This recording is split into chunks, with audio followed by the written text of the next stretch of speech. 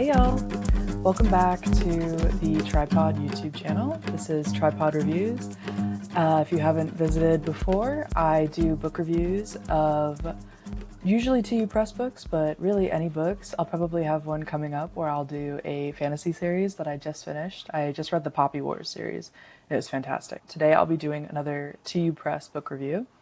And if you've never been to this channel before, this is the companion channel to the Tripod Podcast, which is the official podcast of the Trinity University Press. So if you've watched any of the podcast content, then these are great companion videos to get a deeper dive into the books that we're discussing and the author's work that we're discussing in the podcast. So without further ado, for today's Tripod review, we're going to be covering We Are Animals by Jennifer Case. So let's get into the summary.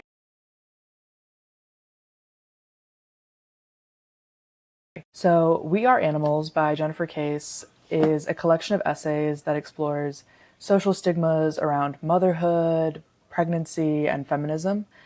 And it's such an incredible collection. I'm not actually sure how many essays exactly, but they're all listed before the prologue. And here they're all listed. Every single one of them, though they all have connecting themes, are exploring so many different things. But to give a general summary, across the essays, Jennifer Case discusses her initial experience with her first pregnancy, where she experiences a lot of prenatal and postpartum depression and has a really difficult pregnancy and really had a difficult birthing experience. And then a lot of the other essays are also connected to her experience with her second pregnancy, which was an unexpected pregnancy. And that led to a lot of other challenges as well, because she had such a difficult experience with her first pregnancy. She was unsure if she even wanted to have another child, but that kind of happened, as I said, unexpectedly. So that led to a lot of, well, personal essay-worthy material. And across this journey, in addition to giving so many personal anecdotes about her experience, she uses that as a through line to talk about the high social expectations on mothers, the societal stigmas, and feminism related to motherhood, as well as just women in general and the societal expectations on women. And she covers depression and mental health, given her own experiences with it, and how it's such a common experience among many mothers and many women going through hormonal changes and stuff like that across their lifetime. And she gets into the deeper messages as well of racism and environmentalism and isolationism, all related to this experience that she's gone through, and that really plagues modern mothers in the United States and all women and people in the United States. And she draws these subjects through her personal essays and her very careful research. She is a professor as well at, let me pull that up. She is a creative writing professor at the University of Central Arkansas, but she's also an assistant nonfiction editor at Terrain.org and the supervising editor of Arcana. And she's also the author of Sawbill and has a lot of work in the Orion, Sycamore Review, and Fourth River. But she still currently lives in Arkansas. So I recently interviewed her for a Tripod episode, which will be coming out in December.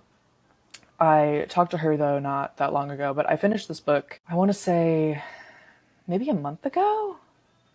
Yeah, so I had to, for this video, I kind of dived back into it, and just to kind of get a sense again of the language and things like that. But that's sort of the end of the summary, but I'm going to read just the first paragraph of the intro so we can kind of start the review portion of the video.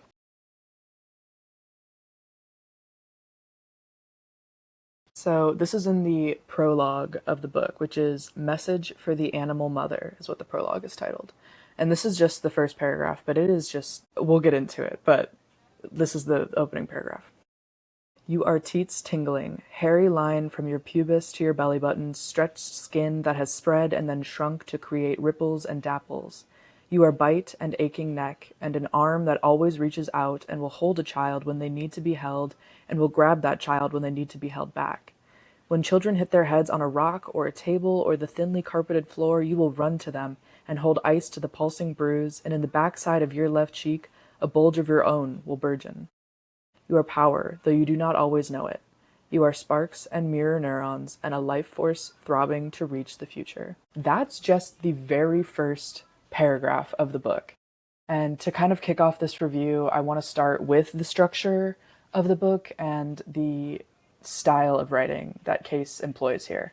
So, the opening was so incredibly powerful. It's so poetic. The language choice is so careful and beautiful. And though it's really heavy in the prologue, it's also carried throughout this collection of personal essays, which obviously, as not just a novel or just a biography, the structure of the collection of personal essays allows for each section of the book to have this crescendo of tension. So, in the structure of the book and the pacing, it feels like your pulse and your heart rate is just going up and up, and like your blood pressure is just increasing with every personal essay the climax of the essays. And that made me just constantly want to return to this book and open it again and start the next section and the next essay.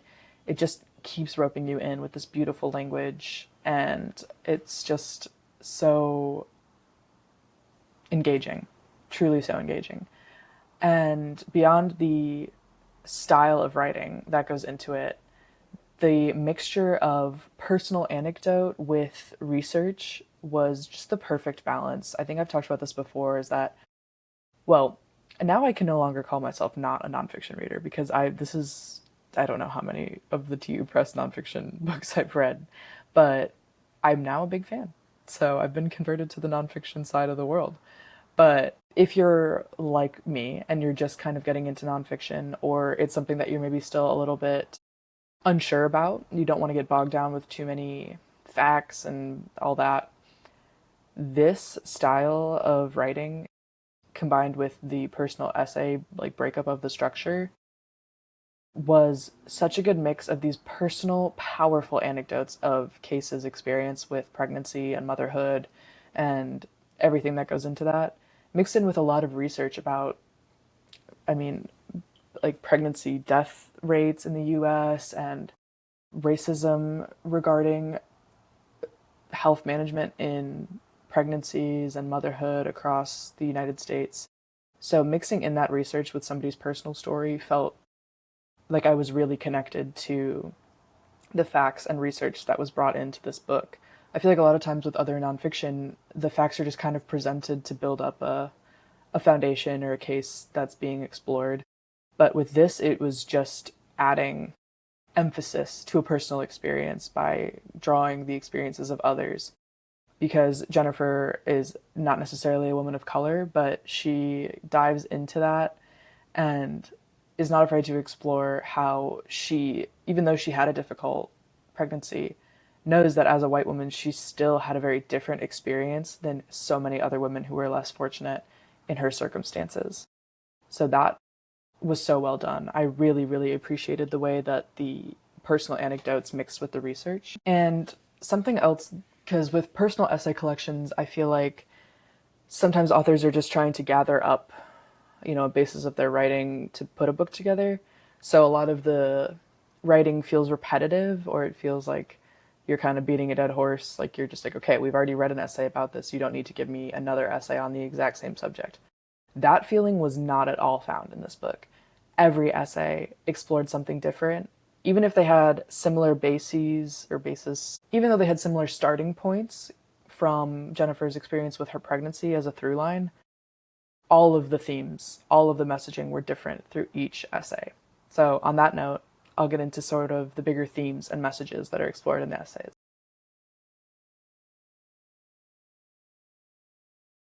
So, as the title suggests, in We Are Animals, a lot of portions of the book describe control and agency. And this message is kind of originally introduced in Case's really powerful, beautiful, and haunting description of her birthing experience. So, in a lot of senses, she had a very traditional, well, She had a very typical birthing experience in the sense that she went to the hospital, dealt with, was there with doctors and nurses, blah, blah, blah.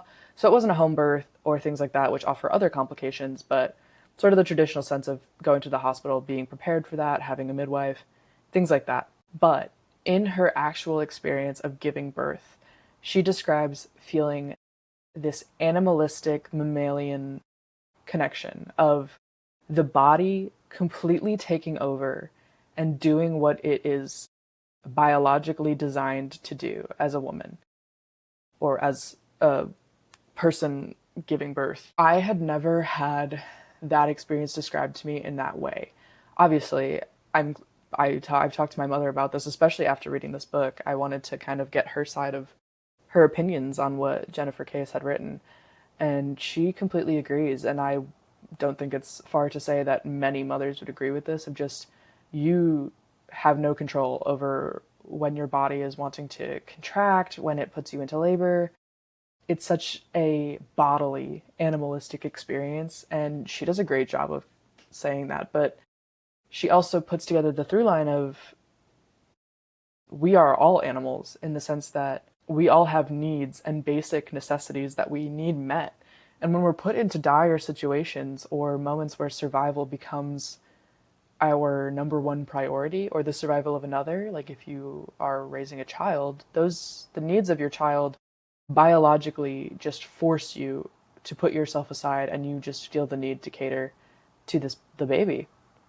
And she talks about that as well, but just this concept that your agency is kind of removed when you're going through a pregnancy or going through motherhood. But she is able to relate this really skillfully to all people, not necessarily just mothers or women or anybody with hormones.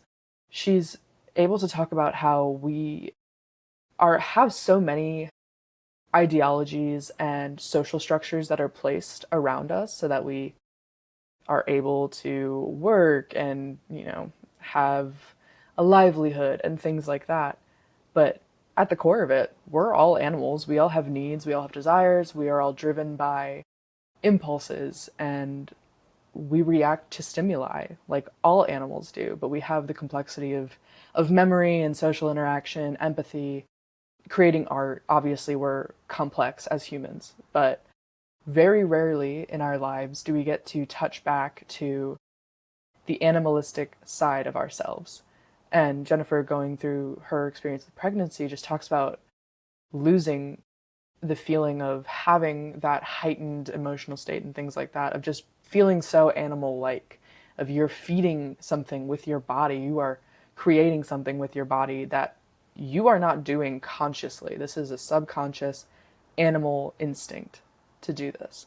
And even when her child was born, just the idea of nursing, providing warmth and protection, and this desire to connect to a community, because that is what historically women have needed to do to raise a child. It takes a village saying. It truly does. Not only to bring a child into the world, but then to raise it and have people there to help care for this child and care for you.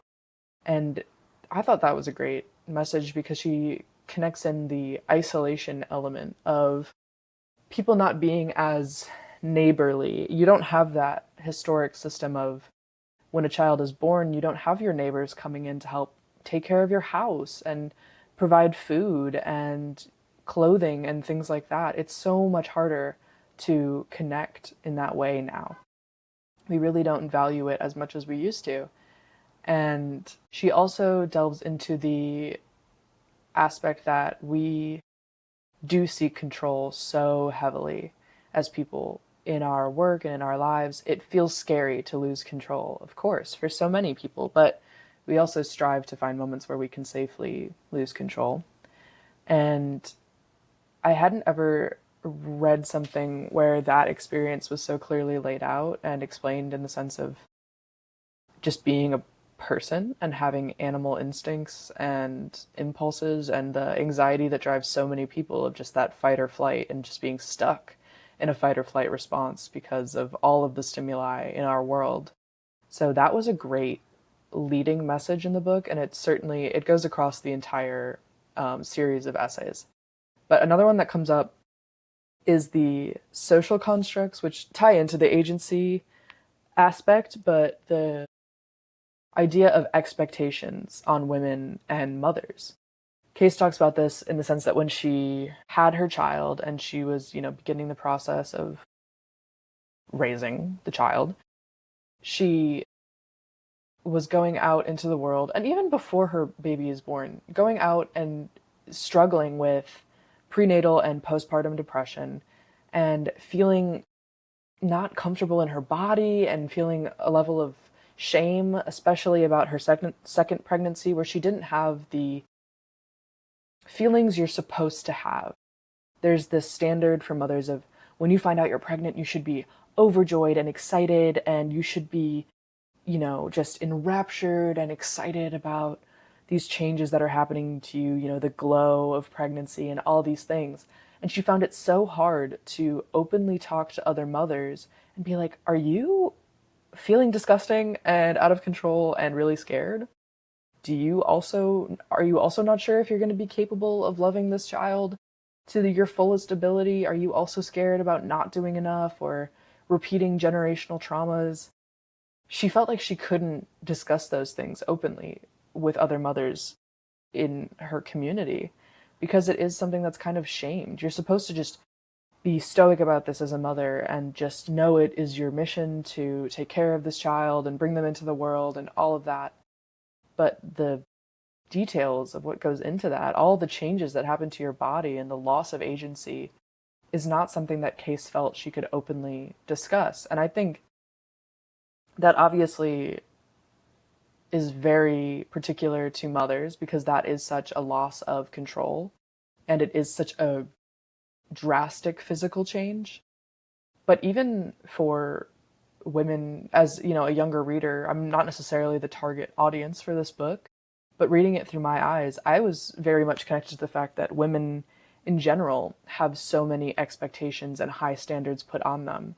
We're just kind of expected to perform this role of femininity, of being beautiful on the outside and having style and looking appealing to the male eye or to just society in general. We're kind of supposed to just take things on the chin, internalize them, and deal with them on our own, and not find community and connect with other women. A lot of forces in society kind of pit women against each other to make us competitive with each other and not connect or uplift each other, but to try and compete. And that is definitely a part of society that Jennifer discusses. And in addition, she brings up a sort of religious aspect as well, because living in Arkansas, there are a lot of influences of religion in that area. It's part, within the Bible Belt and Southern culture of religion. And obviously, those influences have a lot of opinions on pregnancy and birth and things like that. And when she found out she was pregnant for the second time unexpectedly, and talking about that with her husband and not really being sure if she wanted to follow through on the pregnancy, her husband really deeply felt that it was just, black and white. It was absolutely a sin to not carry a pregnancy to its full term, and that he wasn't sure if he could continue a relationship with her if, the pregnancy wasn't fulfilled. And that was something that was heavily influenced by religion and the society of their community. So she talks a lot about that, and I think that applies to all women, even if it's related to birth, obviously, but also to physical presentation, gender identity, political identity, so many forms of how we describe ourselves and what we connect with are regulated by the religious ideologies that surround our communities. So she brings in that construct. She brings in, obviously, the political aspects of being in her area, and also talking about race and related to pregnancy and how women are treated and what child death rates are in the US and how we are one of the countries with one of the highest rates despite being a really well-developed country, that we still have so much work to do. So those are all things she explores through just her personal anecdotes and really great research. And another component she brings in more towards the part in the essays when her children are already born and she's raising them. She talks about environmentalism. And she talks about being a place-based advocate, which I found really interesting, of just when she was beginning to raise her children and trying to use local farmers markets and local, you know, help for childcare and things like that. And how it's kind of harder and harder to engage with that. We're highly advised to outsource in these processes, and that we shouldn't necessarily look to our community, but should look to online communities and digital forums and stuff like that if we're feeling isolated.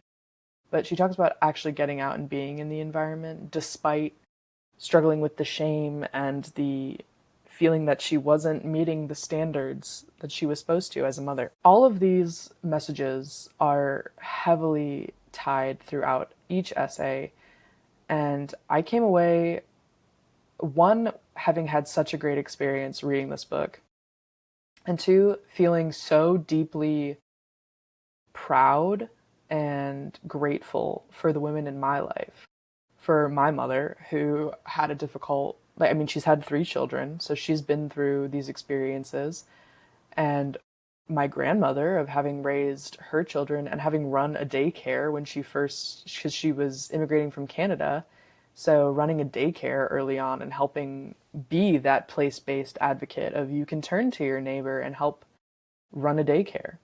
Not that everybody has to take that step, but just the fact that it was more accessible for her then, and that she did feel really tied to her community when she had her children, because that was what she had. But it was still difficult, not being somebody from the United States, to be easily connected to a community.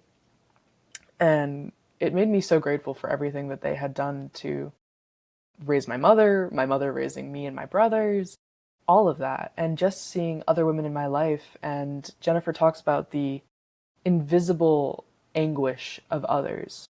For her, particularly, it was her going through her postpartum depression and just feeling so disconnected and so unmotivated and unhappy, and not knowing how to talk about that. And how today there are so many more resources and research into mental health, but it still is heavily stigmatized for many people, especially just within their own lives. If you don't have that positive influence telling you to get help, how will you know that that's something you need to do? Which is just an emphasis on how important Jennifer's writing is in this particular book. But I felt so inspired and encouraged to be empathetic towards those in my community and to reach out to my community to let people know that I am that resource if they needed somebody to talk to or wanted help or needed a ride somewhere, things like that. To be more neighborly. After finishing this book, I finally introduced myself to my neighbor. And she was just this lovely lady. And it was so nice to feel like I had a community building in my area. And I can't recommend this book enough to any female reader, but also this book has gotten a lot of praise from male readers as well, because it offers such an all-inclusive insight through the "we are animals" through line of just everybody has these moments where we lose control or desire to lose control or fear losing control. That's an experience everybody can relate to. So, "We Are Animals" by Jennifer Case was incredible. I recommend it to anybody wanting to get into essay collections or nonfiction, especially related to research on environmentalism, racism, feminism, motherhood, all of that. If you're looking for any kind of resource on those experiences that are really authentic, really honest, and cover the parts that you don't see in other books on pregnancy and birthing and feminine nature in the 21st century. So, "We Are Animals" by Jennifer Case was another fantastic read, and that was another TU Tripod Reviews. So I hope you enjoyed. And in the meantime, check out the other podcasts. Jennifer Case's episode will be coming out in December. And I look forward to reading more nonfiction and giving you more reviews. But thank you. Bye.